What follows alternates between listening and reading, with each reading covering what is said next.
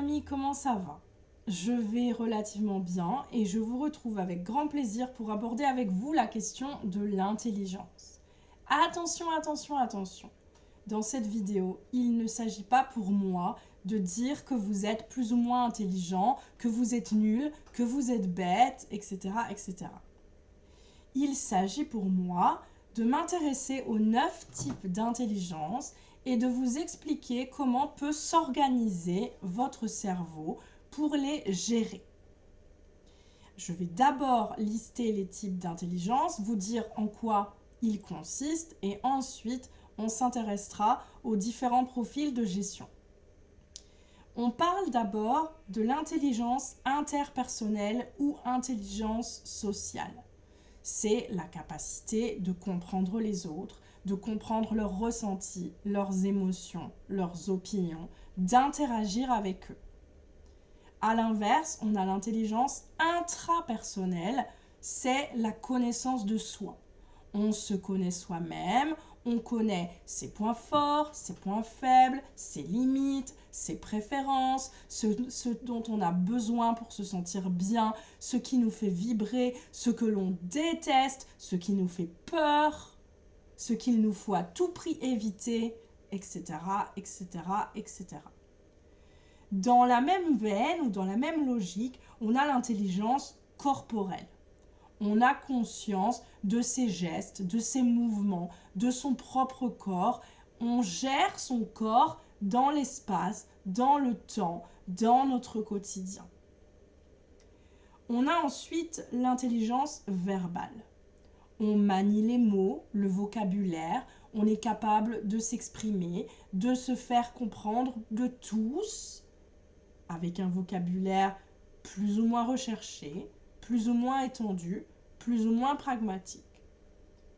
L'intelligence logico-mathématique nous permet de raisonner, de résoudre des problèmes, de déduire, de comparer.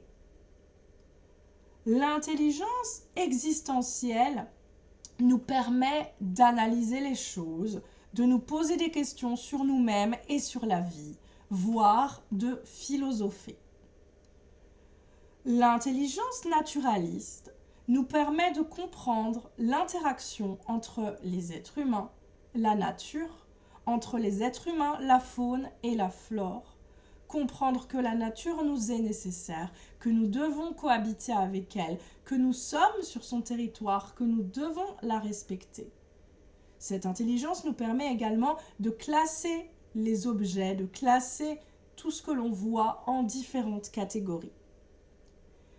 L'intelligence visuospatiale nous permet de nous repérer dans l'espace, certes, mais aussi de développer notre sens du détail, notre sens de l'observation, notre sens de l'orientation, comme je vous l'ai dit.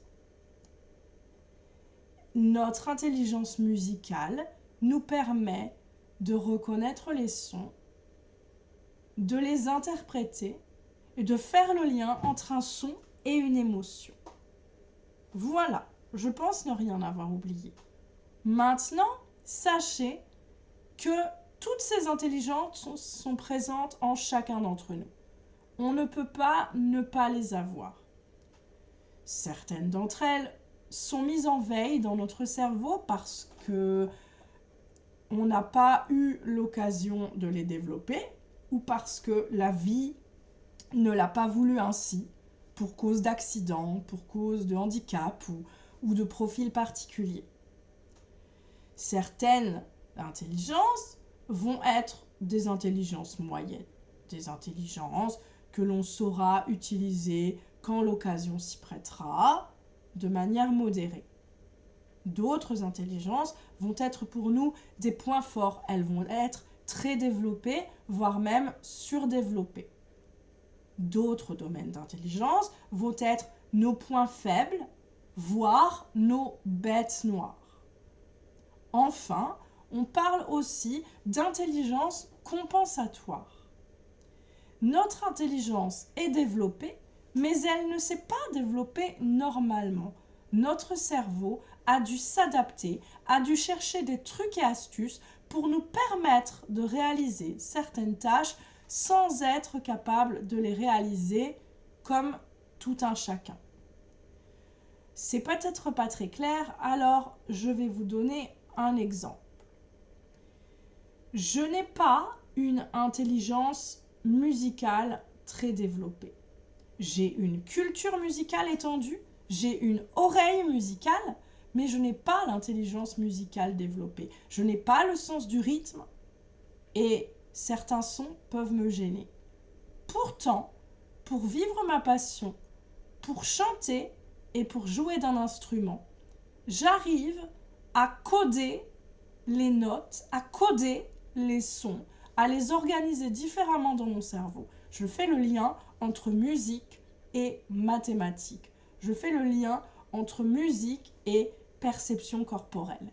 C'est ça qui m'aide à chanter et c'est ça qui me permet de ne pas renoncer à la musique, de ne pas renoncer à la scène. Voilà. Ça, c'est un exemple parmi d'autres de compensation de certains types d'intelligence par des trucs, par des astuces, voire même par une autre intelligence qui va venir contrebalancer et qui va venir rééquilibrer notre façon d'être. Voilà. Encore une fois, personne n'est nul, personne n'est bête, personne n'est un génie, tout le monde est intelligent, tout le monde est fidèle à soi-même. Voilà. J'espère que cette vidéo-là vous aura été utile. J'espère qu'elle vous aura permis de démystifier cette idée d'intelligence, de vous percevoir autrement, de vous comprendre mieux peut-être et de comprendre votre mode de fonctionnement. En attendant de vous retrouver pour de nouvelles considérations cognitives et pédagogiques, je vous souhaite à tous un excellent week-end. Bye bye!